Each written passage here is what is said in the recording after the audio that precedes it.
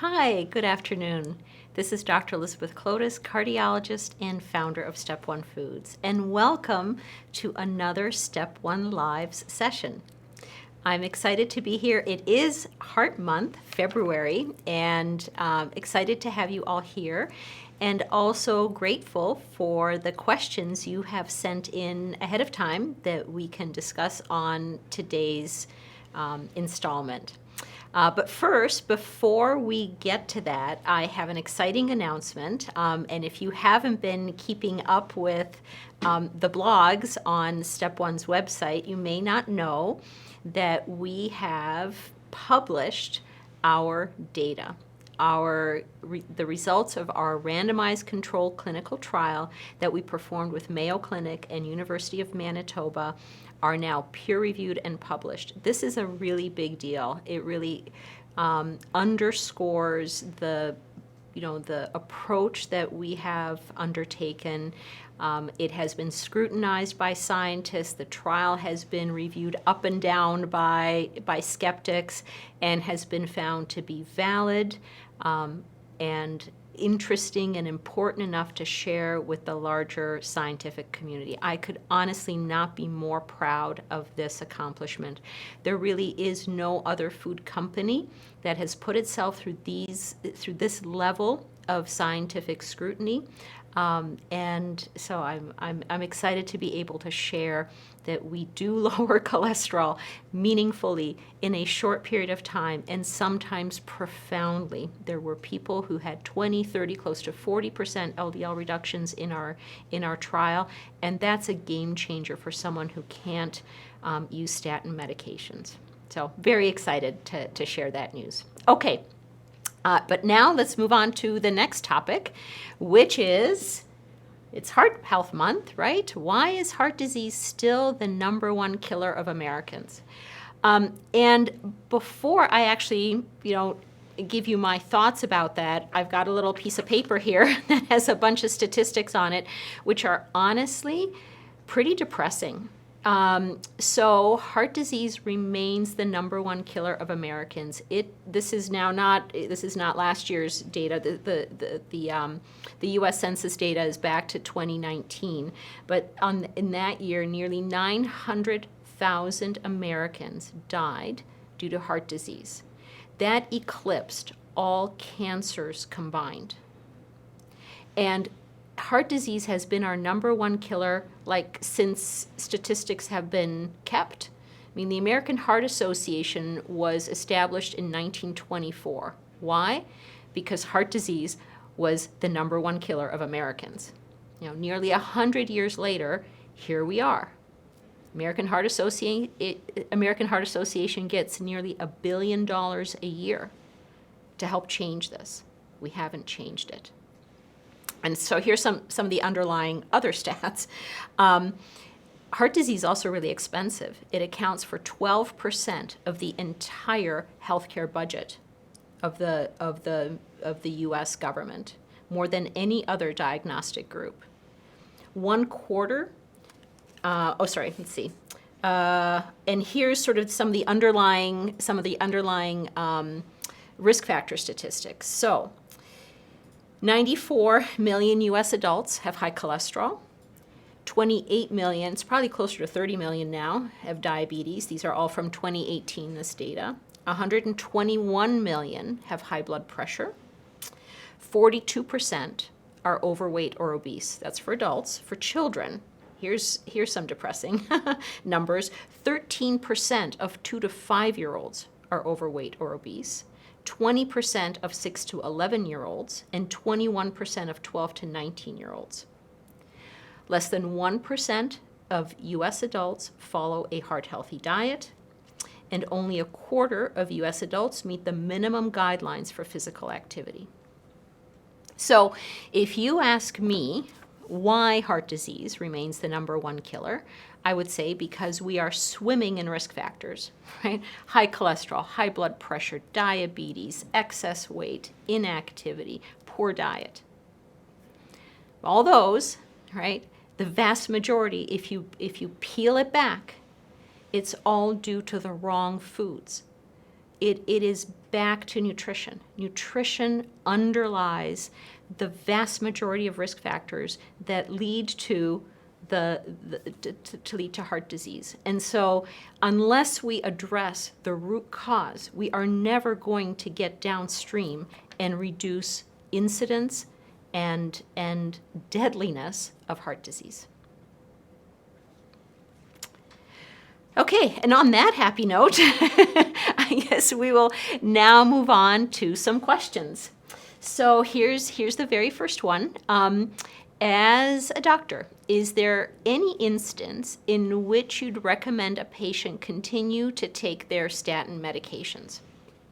So you might be surprised to hear me say this because I started a food company that helps people reduce the need for those medications and reduce their reliance on those types of drugs. But absolutely, there are individuals who absolutely benefit from being on statin medications, and I do prescribe them. I prescribe them all the time.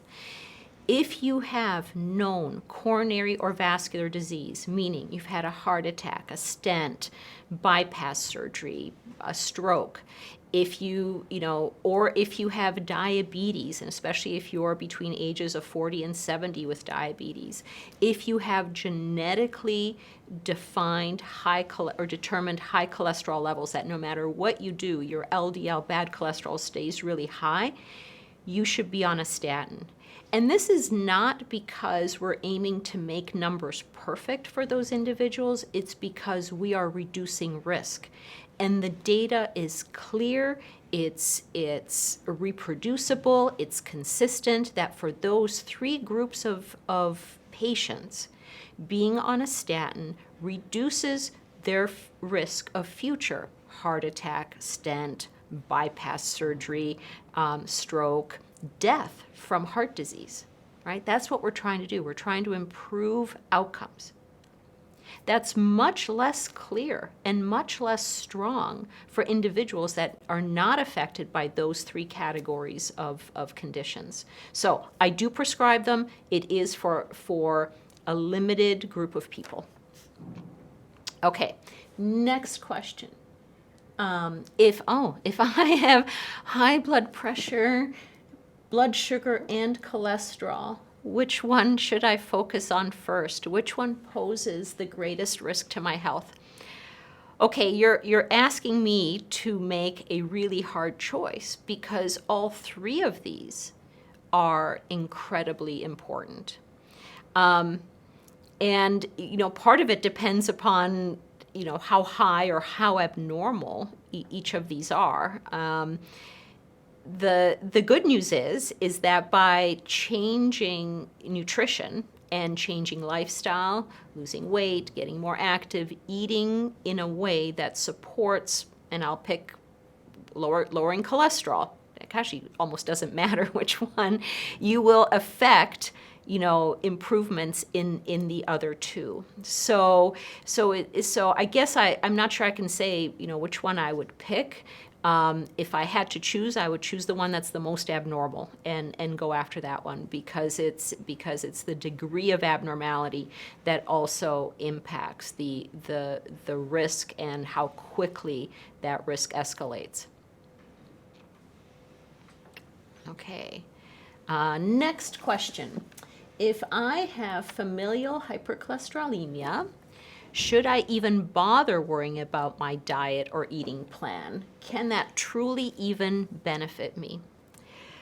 So this is very interesting, and actually I can credit you all for actually showing me the way, because what I would tell you is that what we are taught, and this is almost like it's an absolute, that if someone's LDL or bad cholesterol is 190 or greater, the only thing that's going to work is to put them on a drug.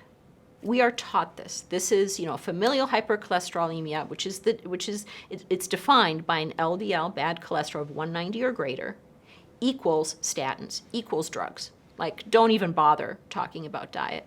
But what you've all told me, because we've seen this, you've sent in your results, is that's actually not true.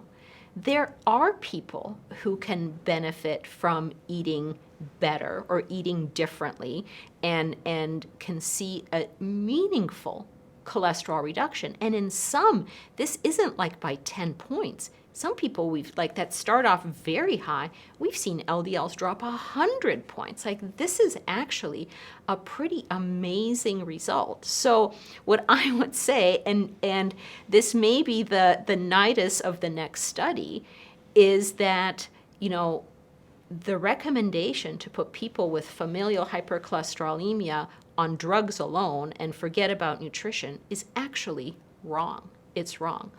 And in some ways, this kind of makes sense, because if you look at cholesterol metabolism and why cholesterol is high, there's a spectrum.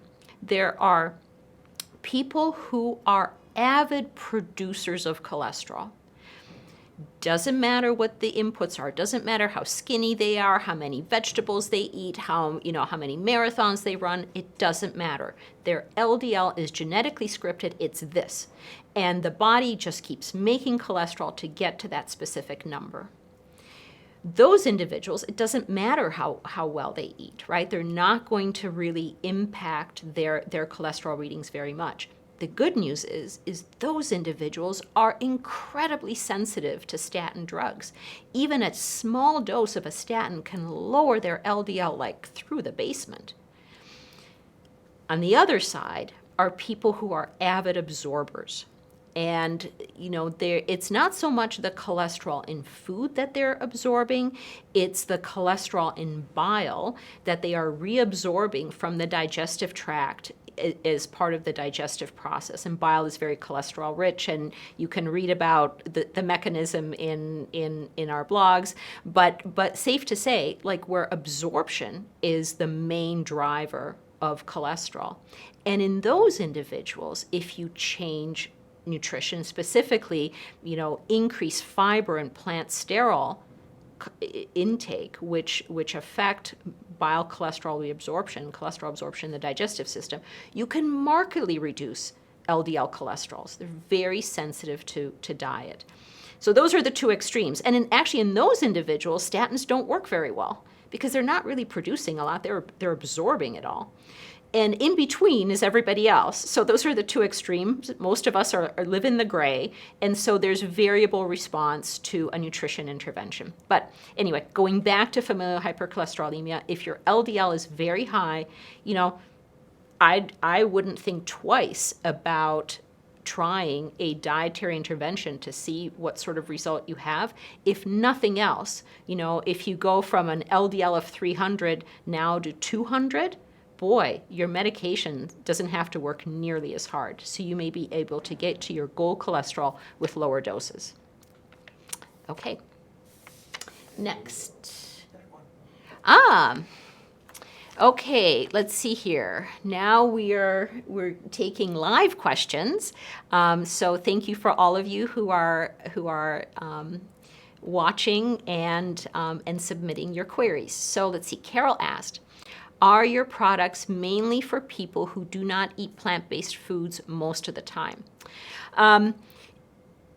Not necessarily. To lower cholesterol, if this is your goal, if your goal is to lower cholesterol through food, it's not enough just to eat plant-based. You have to have the right amounts of the right nutrients coming in to be sure that you can affect your cholesterol levels. So I think it's still worth trying if you have high cholesterol and you're plant-based to see whether our approach kind of, gets you to the place you need to be to really affect cholesterol profiles.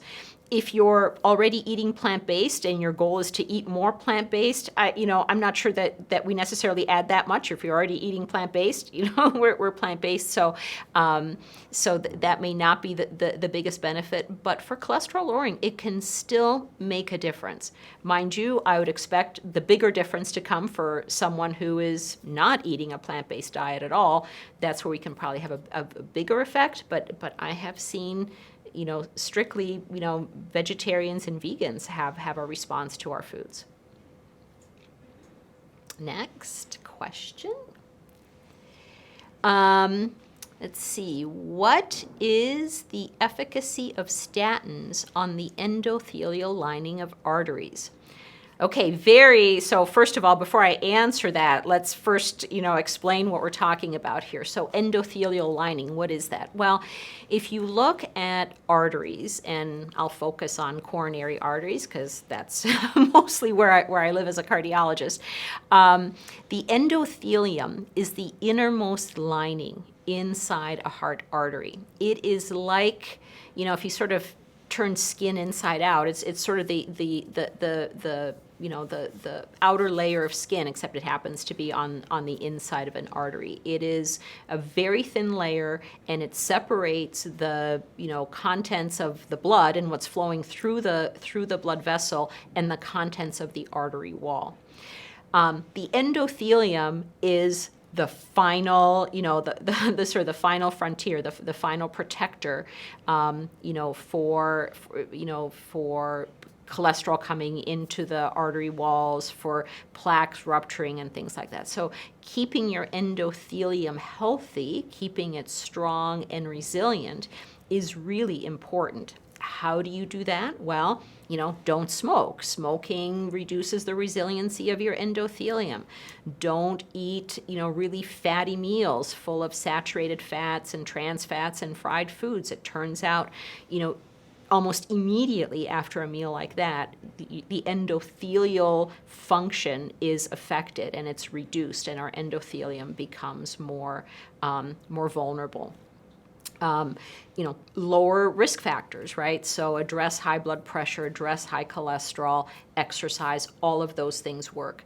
But one of the big effects, actually, and this may be an outsized effect of statins above and beyond cholesterol lowering, is the fact that they seem to help to strengthen the endothelium, which is probably why they have this, important effect on outcome in people who have established coronary or vascular disease, right? People who have established coronary vascular disease have a lot of endothelium that is overlying diseased artery walls. And so it's really important that endothelium stay strong. Statins seem to have an endothelium stabilizing effect. That's one of the reasons why they seem to make a difference in terms of outcomes. Okay, next question. It's right here. Can you share more about the study design of the clinical trial? So, we really followed the protocols that Mayo Clinic and University of Manitoba set out, and it was meant to be a really fair and impartial evaluation of the effects of our foods. So, number one, we picked people, and I would say Mayo and University of Manitoba picked participants who didn't have any conditions that could affect cholesterol reading. So there were no diabetics, for example, in our trial. There were no patients that had, thyroid function abnormalities. It was people purely with cholesterol abnormalities that could not take statin medication. So that was number one. That was the population. Number two, we used the subjects as their own controls, meaning we had people use step 1 foods for one part of the trial, and then we had them use like foods from the general grocery marketplace, picked to be basically identical in terms of type and method of preparation, right? So if on the step 1 side you ate a chocolate bar, there was a comparable chocolate bar offering in the control foods. And we randomized people to either start with the control foods or start with step 1 foods. And the way it worked was, first the subject would get their cholesterol checked, and as they were walking out the door, they'd be handed a box of food. And the box of food was the only identifying information in there was, this is a fruit bar, this is a chocolate bar, this is a granola, this is a pancake mix. And they could choose from that box, any combination of those foods twice a day for an entire month as a substitute for something they were eating. Kind of like the instructions for, using step 1 foods. But sometimes they started with the store brands, sometimes they started with step 1 brands. Then they would come back at the end of a month for their second cholesterol check, and they would bring back the box of food together with a sheet that documented, what they ate and how much. They get their cholesterol rechecked, and then we'd see what was returned, right? So let's say somebody, in the first part of the trial, for whatever reason, loved pancakes, and all they ate was pancakes twice a day for a month. Well, then the second box of food that they got would be from the alternate, right, the alternate foods. So if they got step 1 first, they would get the control foods. If they start with control foods, they get step 1 foods second.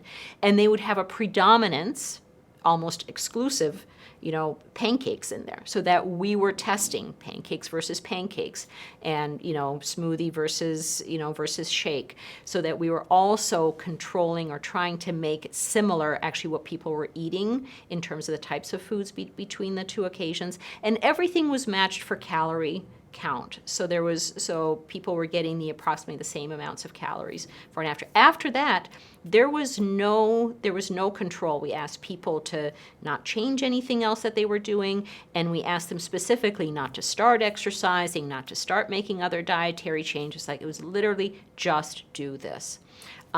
So it's pretty astonishing that in that free living environment, which is very unusual actually for food trials. Most food trials, if they're even going to be done, are carried out in a lab where someone in a white coat stands over the participant and watches them eat, and then controls everything around that food, and then there's testing that's done. So this is a free living, real world evaluation. So in the real world, which is messy, we all know the real world is messy, we still got this very highly statistically significant cholesterol reduction. I'm super excited about that. Okay.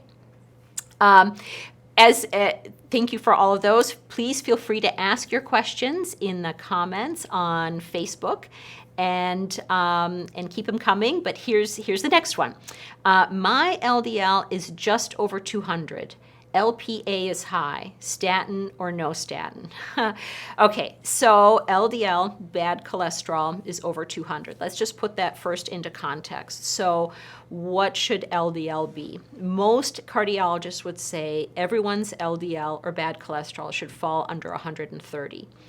As you accumulate risk factors, so that might be high blood pressure, or history of smoking, a family history of heart disease, closer to 100 would be better. Once you have documented coronary or vascular disease, right? So those people that have had the heart attack, the stroke, bypass surgery, stent, a very abnormal coronary calcium score, for example, closer to 70 would be ideal.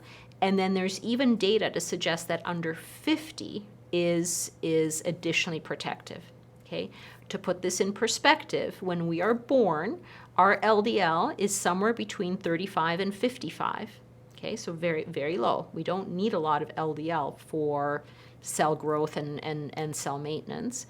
And the LDL in those populations where people experience exceptional healthy longevity, those blue zones, their average LDL is around 90. So just to give you some benchmarks of kind of where LDL should be.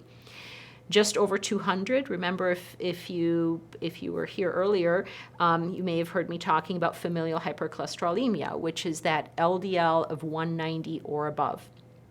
Also talked about the fact that some people, even with LDLs in that range, can respond to a food-based intervention, sometimes profoundly. So trying a food-based intervention, such as step 1 foods, I think makes sense if this is, your first diagnosis and you're just sort of dealing with this and, okay, should I go on a statin or not? But be scientific about it, right? Make sure that you see a significant reduction in LDL and talk to your doctor about whether it makes sense for you to continue on with the food or whether you should be on a statin drug, because people with genetically driven, very high LDL levels do benefit from being on a statin medications, but only if they fail a dietary intervention. Lipoprotein A, I need to say a few words about that. So lipoprotein A is an extra protein that floats around in the bloodstream. It's not something we measure as part of a standard cholesterol profile. It's actually a separate test. It needs to be specifically requested. And it's actually amazing that we don't test for this more often. I do this a lot in my own practice, but about 25% of people have an elevated lipoprotein A. Well, so what? Well, it turns out lipoprotein A is this little protein that attaches itself to LDL, the bad cholesterol, and makes it much more toxic. So people with elevated lipoprotein A levels are at higher risk of developing earlier and more aggressive atherosclerosis. But I've also seen people with high lipoprotein A levels who never have a problem, and people who have perfectly normal lipoprotein A levels and have more aggressive atherosclerotic disease. So it's not a given. It's a risk factor, but you have to look at that, in the context of your family history of heart disease, and whether this is an important risk factor for you. One of the things I would say, if you've never had this done, it's a blood test. You could request to have it done with your next routine cholesterol check, and that it might make a difference in terms of your management plan. Okay, let's see. Next question. Would you ever consider making your foods all organic? Well, if it was feasible, absolutely. I mean, I think the cleaner the food, the better, and I really believe in supporting organic agriculture. However, what I would tell you is it's almost impossible to do, because to have a predictable supply of ingredients. I mean, we've been dealing with supply issues with the pandemic. That in and of itself has been, quite the experience. But just in general, even before that, organic ingredients are very fickle in terms of supply. They're also incredibly expensive. We started out actually as trying to be all organic, and what we found was there were times when we weren't sure whether we were buying blueberries or gold, and that's just not feasible. And honestly, if you're kind of at the level of whether you're determining whether you should buy, all organic fruits and vegetables or not, you're already eating in a way that is very health promoting, and maybe our products aren't as applicable to you. But the other thing I would say is the greatest effect of food is not going from non-organic to organic, right? I mean, you can have an organic Rice Krispie square. Like, that's not it. The greatest effect of food is going from a less plant-based eating system to a more plant-based eating system, and from a cholesterol perspective, going from a relatively random eating pattern to a very targeted nutrition intervention that lasers in on cholesterol control. Okay, next question. Do you recommend any other supplements? So I often see patients come into my office and they're literally, on supplement, they have supplement lists this long. And here's the truth. The truth is that supplements don't work. I wish they did. That would make it so simple, right? Americans spend billions upon billions, tens of billions of dollars every single year on supplements. And I would say the proof is in the pudding. How's our health? Supplements, unless you have a specific deficiency, supplements are not going to have the effect that you are hoping that they will have. And it's probably because you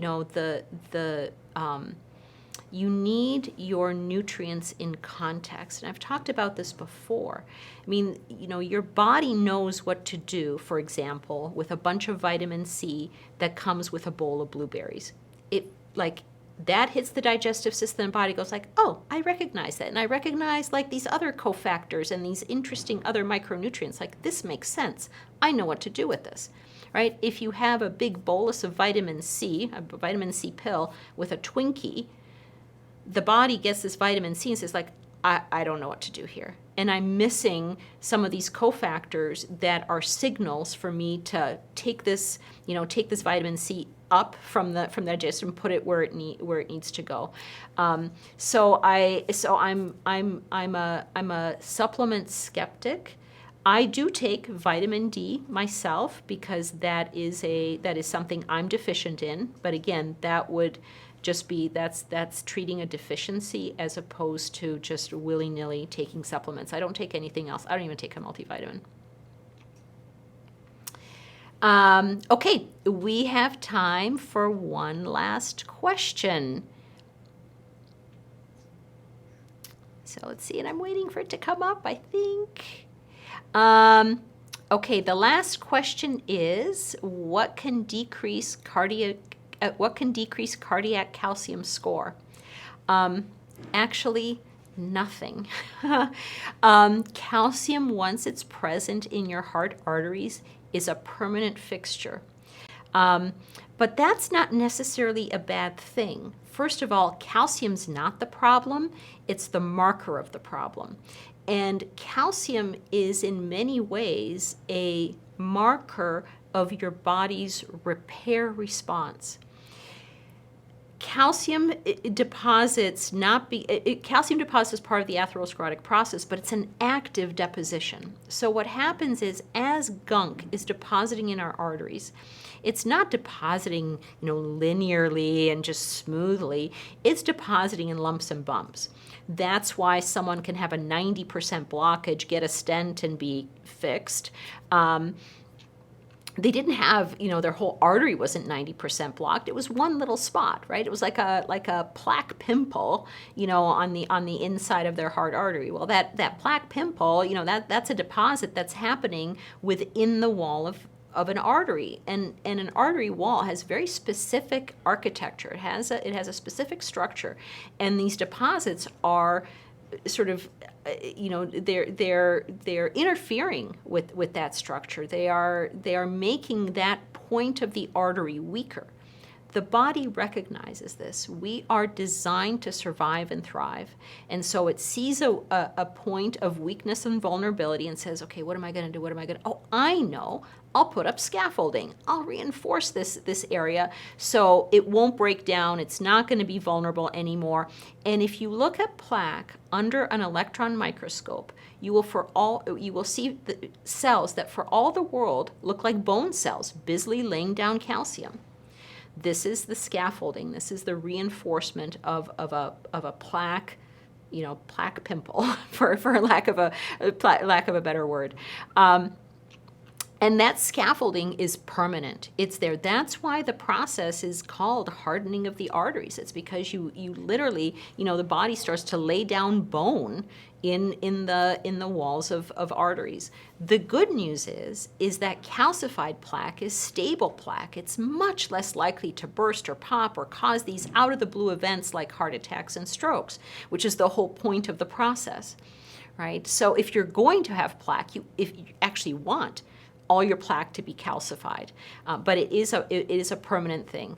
So you can't affect the calcium, which means here's one kind of takeaway point. If you have a coronary calcium score and it's abnormal, you have a bunch of calcium, don't ever have a repeat score. Don't ever have that scan again. The calcium is going to be there. Your score is never going to be any lower. But the reason why we intervene with statins and, and blood pressure medications and nutrition and exercise and all these preventive things, it's not to get rid of the calcium. It's to prevent additional plaque from forming that could eventually be calcified, and to actually undo some of the soft plaque that's there. We have data on soft plaque, that the stuff that hasn't calcified yet, that we can actually regress those deposits. And that's hugely powerful, hugely powerful. Okay, so on that positive note, we started off kind of on a negative light, looking at the heart disease statistics. I hope we're ending on a positive note regarding how much power you have over impacting your cardiovascular health.